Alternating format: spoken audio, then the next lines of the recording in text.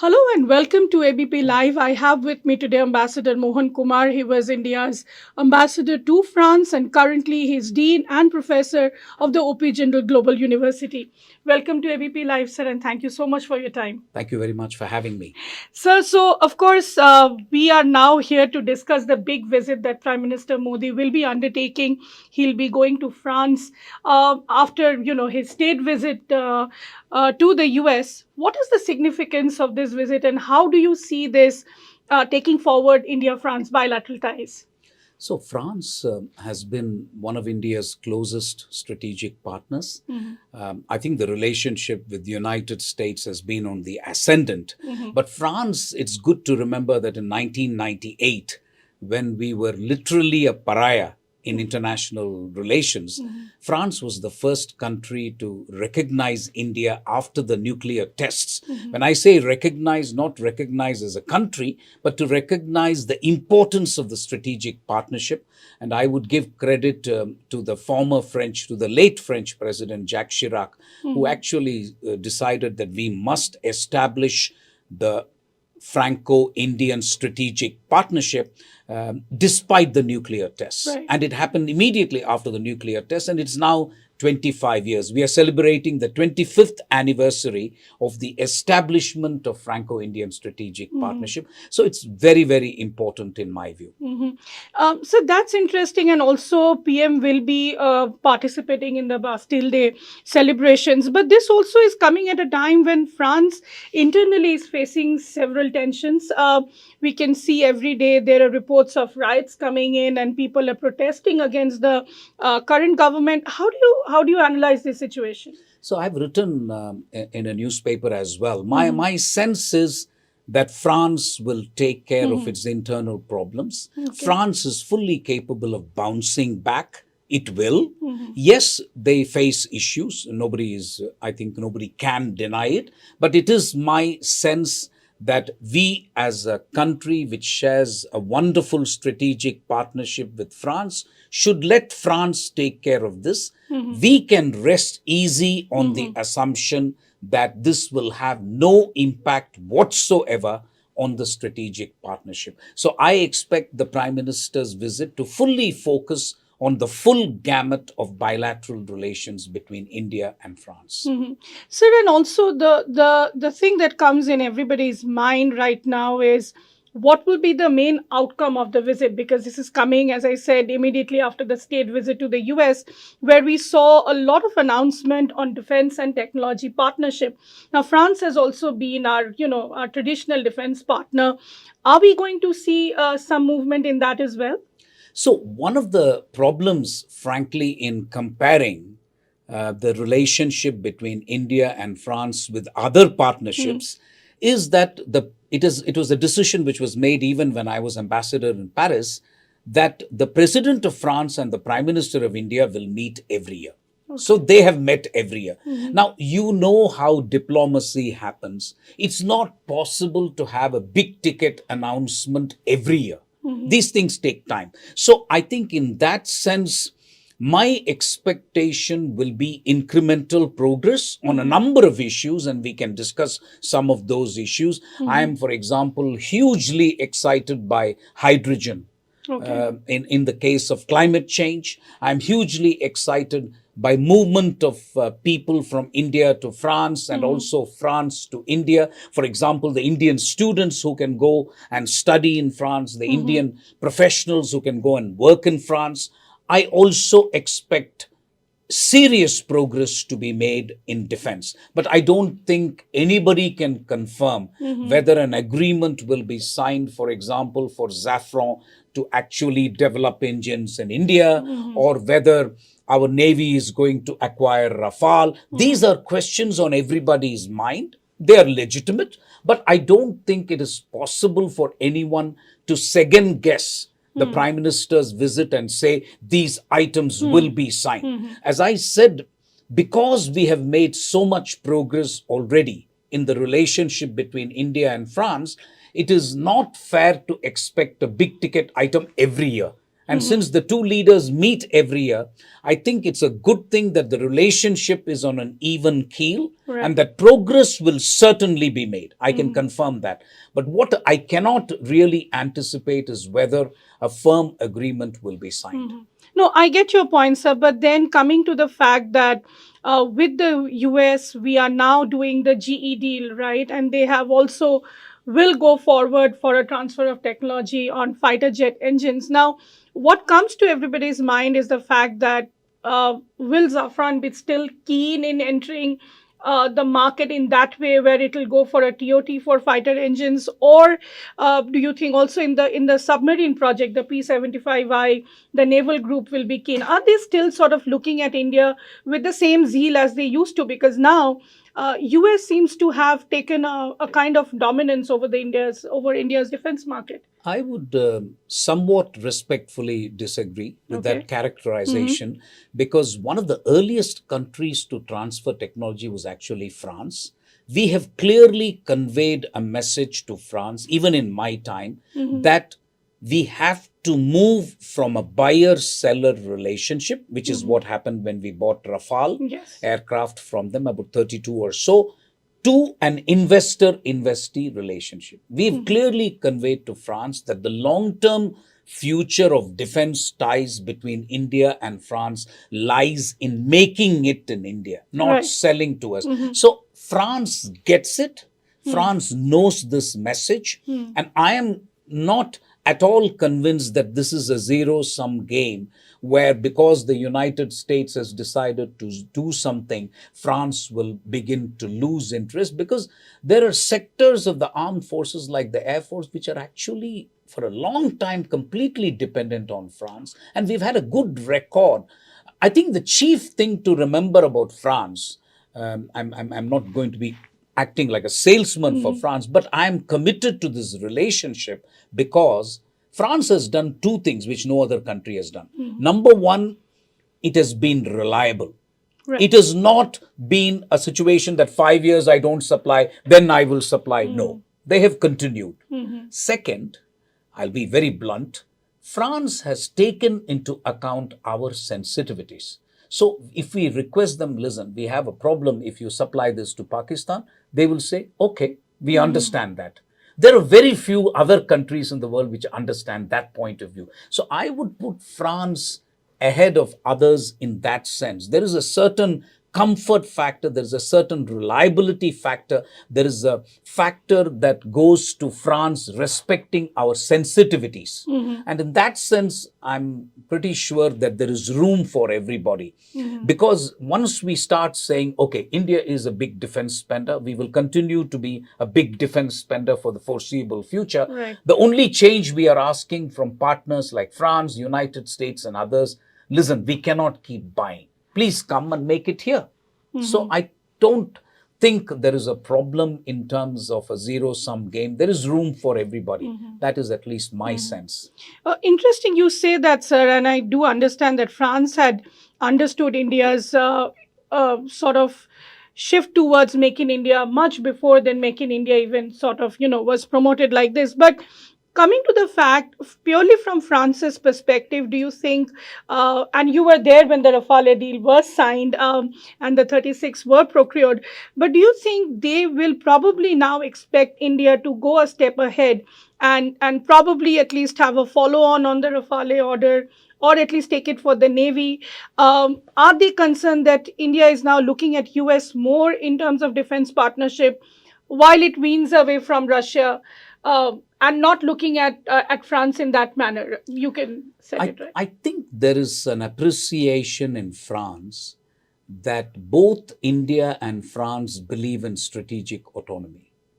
In fact, I used to joke with my friends in France that unlike India, France comes up with a white paper on French foreign policy. And I used to joke to my French friends that all you have to do is just translate French into English. This could be the Indian white paper, because there's a lot of independence, lot of strategic autonomy, and a lot of phrases which actually multipolarity, which actually Indians will appreciate. So France appreciates that India would not like to put all its defense eggs in one basket. And France will contribute to that goal of India's strategic autonomy. So I do not see a conflict at all. I think the Americans will get it when we tell them that, listen, we need 2 or 3 reliable partners. The French certainly get it because they, having promoted strategic autonomy, they cannot tell us, no, no, you must only depend on France. They will not do that. So I really think there is a great amount of strategic convergence in our thinking. And I think there will be room for everybody. And the French will certainly understand where we are coming from when we try to diversify our defense relationship with the United States or Israel.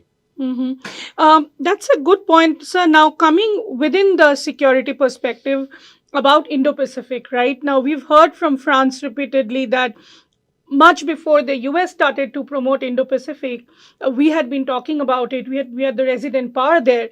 How do you see India and France can, align their strategic, priorities in the Indo-Pacific, keeping in mind that the US is basically looking at Indo-Pacific more from the perspective of containing China? And my second question also would be along with it.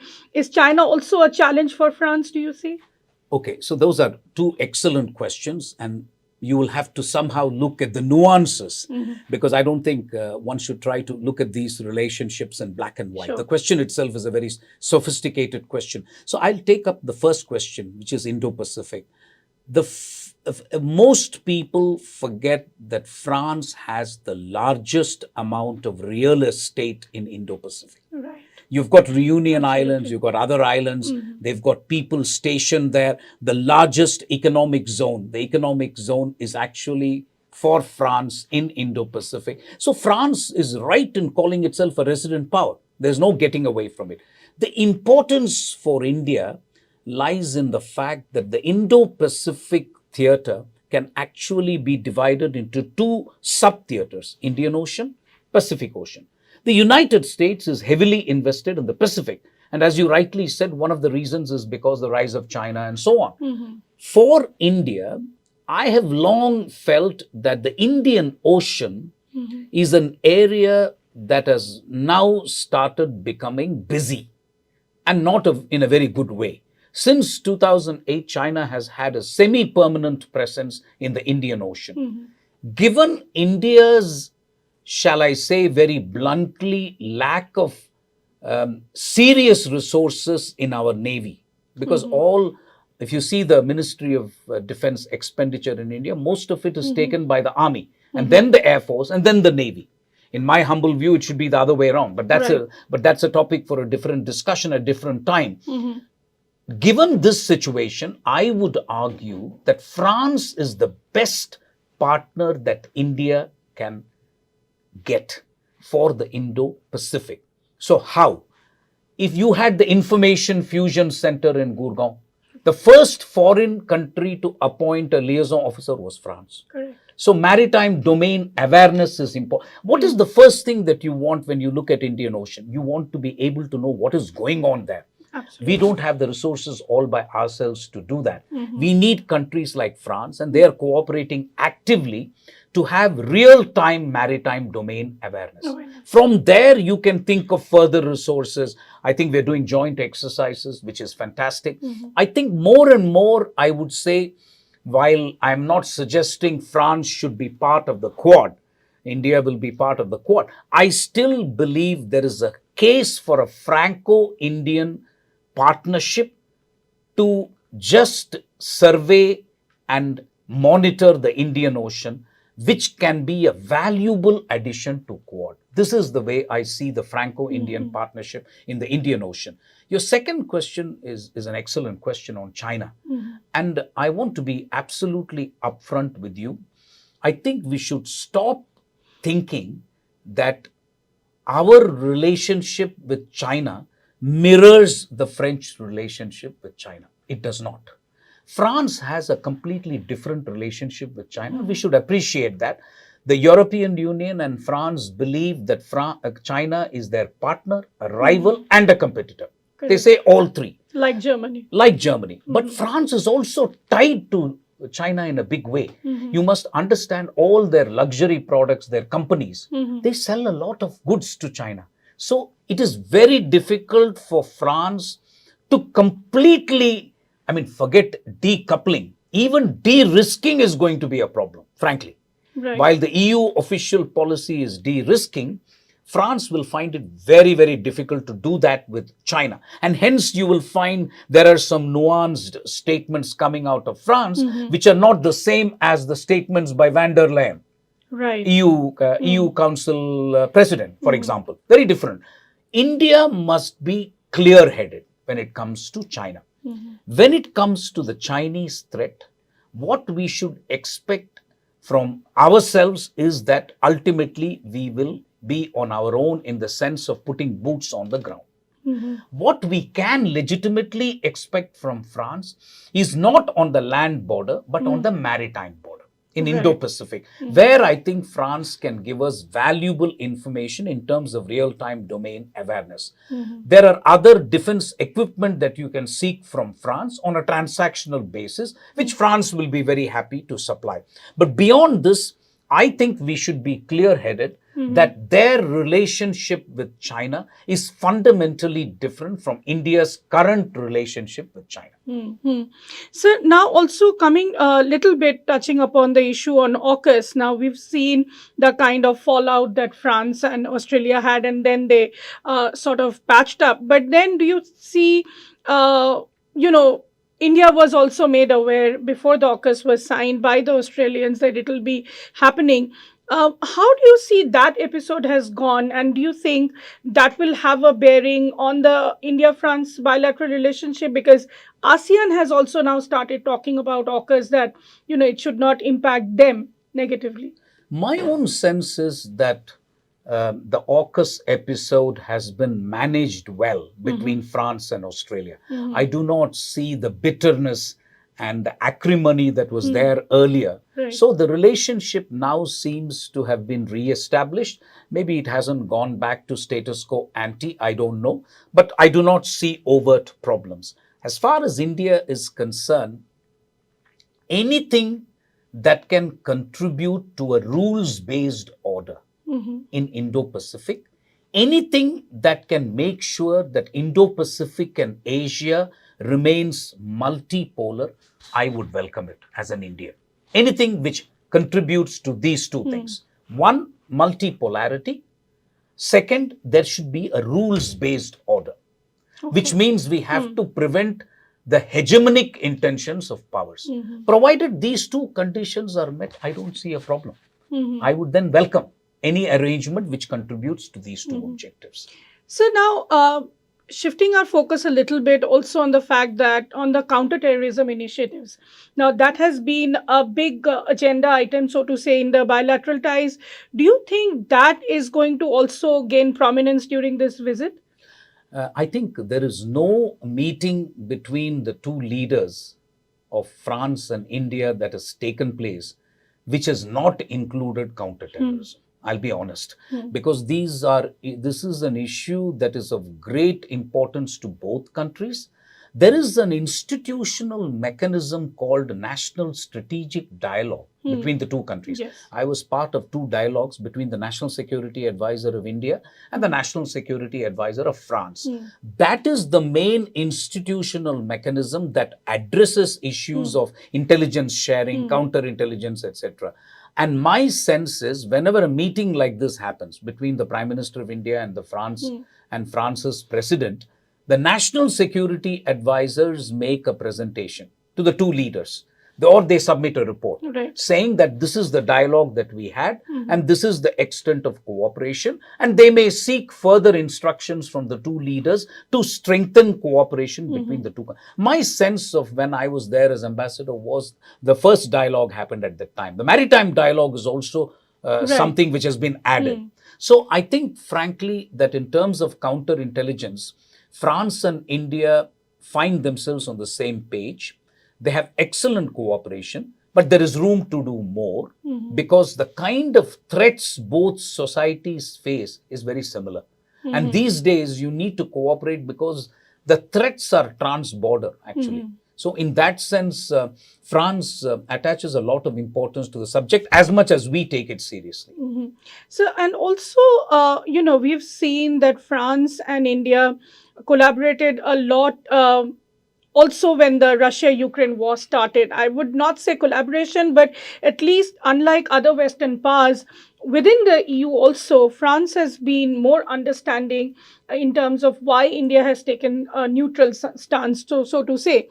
How do you see that? Do you think that also is going to uh, come into the bilateral talks between both the leaders? I am convinced that there will be a discussion of the issue. So it will not come under bilateral, but there is always a segment when the two leaders meet, a discussion of regional and global issues. So Ukraine will figure in that, because I frankly haven't seen any impact of the Ukraine issue on our bilateral ties. What I think will happen is that the Prime Minister of India will be very keen to have the first-hand private assessment of the French president of what is going on in Ukraine. After all, they are a major European power. This is a problem in the heart of Europe. So we need to understand, for example, from the president of France as to what is the present status of the war in Ukraine. Who is losing, who is winning? Because I'll be honest, Nayanima, there is a major information problem actually when it comes to Ukraine. I am not sure many people in India even know what is going on there. I mean, you go by some of the reports coming out of Western agencies, then you can go to maybe Russian resources and others, but you just don't know. There's an information war. Absolutely. So I think it is very important for the Indian Prime Minister, especially ahead of the G20, and I'll come to it in a minute, if you allow me, because it is important for us to know what is going on there.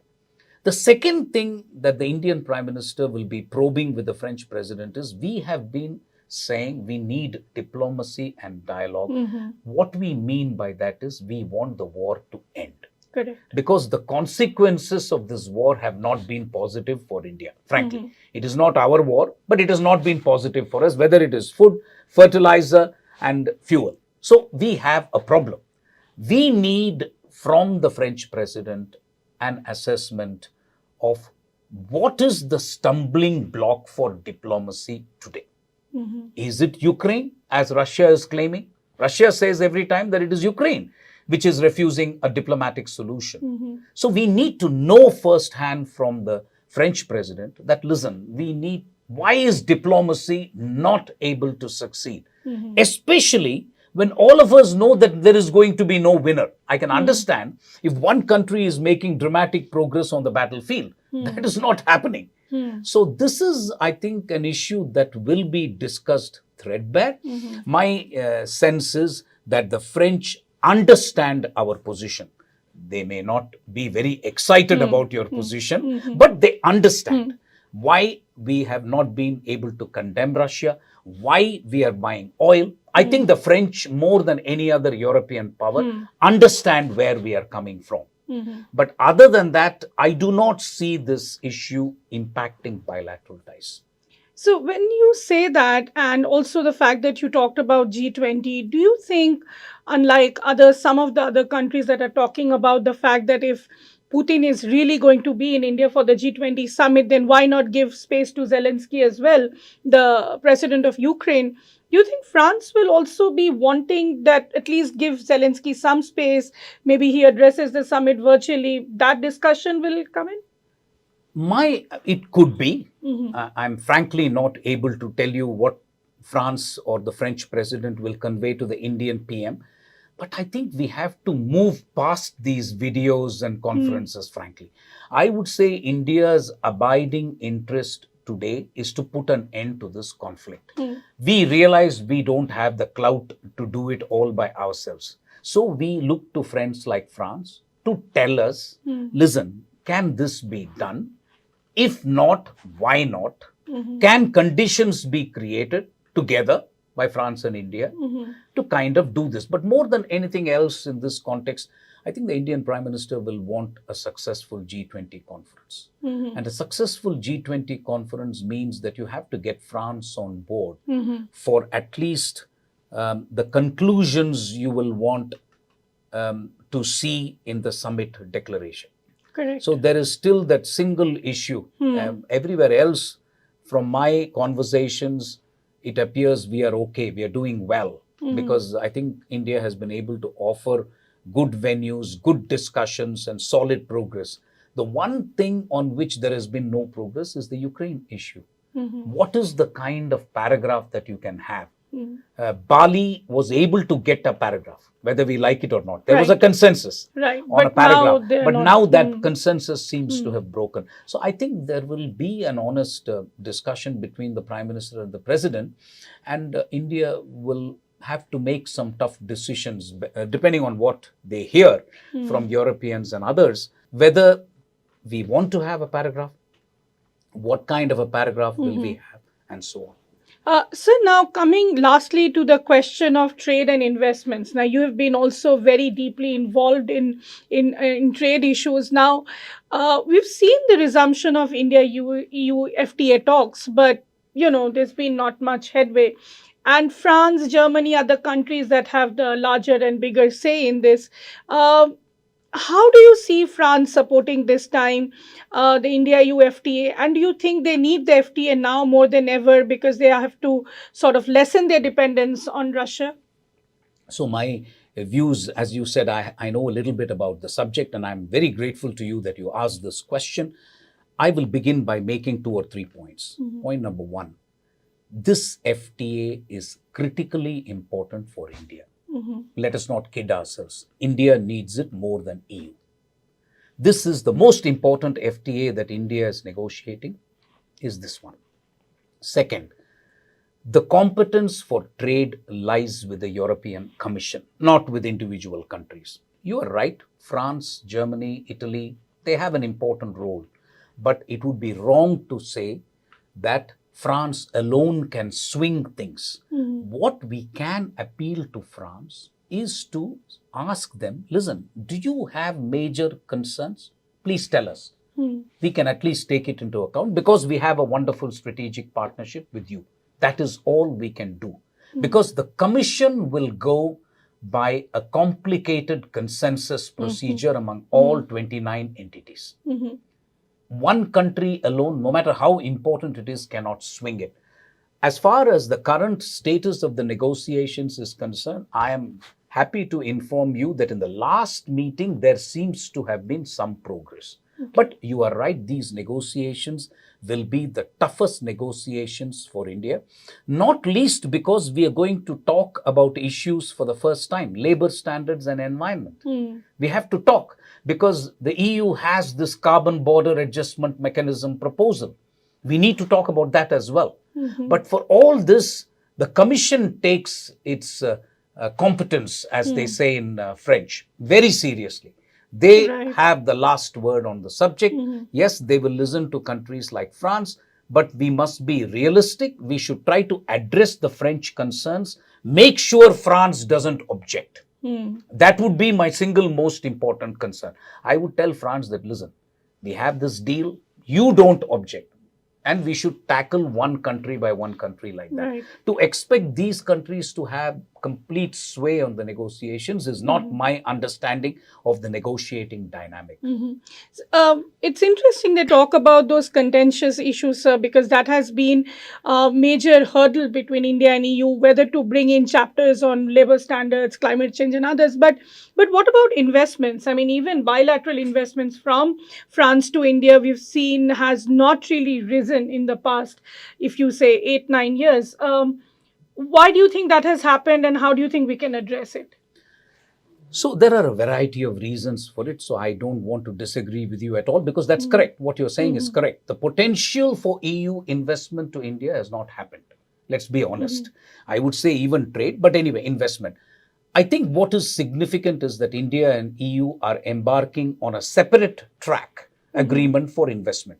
We are doing 3 things with EU. One is FTA. The second is investment, and the third is geographical indications. Geographical indications is a highly technical aspect of intellectual property rights. I will not get into it. FTA we have already discussed. So investment. One of the problems that India has had is that we have lost all arbitration cases, foreign arbitration. So we are extremely concerned with the dispute settlement provision of the EU, India Investment Agreement. There is also an aspect called investor-state dispute settlement. Right. That is, companies can sue the state if the state changes the policy. I think these issues are tough issues, but my sense is Europeans also realize that ISDS, the investor state dispute settlement, is a problematic thing, even for them. So I think we will have to find a compromise in the case of ISDS. In the case of arbitration, there has been an interesting proposal from the Europeans that why don't we have a permanent court of arbitration with few experts identified and accepted by both countries. My own personal view is India should go along with that, because we cannot say that all foreign experts are against India. You have to look inside and see why we are losing those cases. It bears mentioning to your audience that we don't have a bilateral investment treaty at this point, because there are no takers for your model BIT. Absolutely. So it is vitally important that we find some compromise with EU, because once we do that, that can be replicated with every other partner. Because if the EU is happy with an investment agreement with India, there is no reason for other partners. I am hoping that once we do that, the problem that you mentioned in your question of lack of, shall we say, significant investment from EU to India, with which I agree, I think hopefully that will make a difference. But ultimately, actions also have to be taken domestically with regard to land acquisition, with regard to logistics, with regard to labor. These things are important. Climate change will become a big issue. What kind of framework we put in. And the last point that I would like to mention before I conclude, and I'd like to thank you very much for this wonderful, far and wide-ranging interview, is also digital commerce. We cannot forget about things like digital commerce, artificial intelligence, quantum computing. That's coming in the WTO also. Yes, absolutely. We instinctively don't like the American model, because the American model is leave it to the market. Okay? We don't like the Chinese model because it's all state, isn't it? Weibo and so on. What is the via media? Europe. Europe is exactly in the middle when it comes to digital commerce. So my sense is the more we approximate our law, and bills are pending in the parliament, you know that, the more we approximate to what the Europeans call general data regulation, the GDPR. If we can approximate to that, I think that would be with a data localization norm? Yes, with the free flow of data, the data localization, as you call it, source code disclosure. These are the 3 or 4 issues which are pending. I am extremely keen that we put in place a regulatory framework, because the current situation of not having a regulatory framework for digital commerce doesn't help India. Right. As of today, there is no regulation. So people do whatever they want. So I think it is important for India to make up its mind. Yes, tough decisions have to be made. I'm not suggesting these are easy decisions, but the sooner we make the decisions, philosophically, I'm trying to put it to you that our views should be closer to EU than to US or China. Well, thank you so much, sir, for all those wonderful answers and giving in the nuances between all the issues that face India and France. So that was Ambassador Mohan Kumar talking about the significance of Prime Minister Modi's upcoming visit to France. He is India's former ambassador to France, and currently he's the Dean of Jindal Global University. For ABP Live, this is Nayanima, Basu.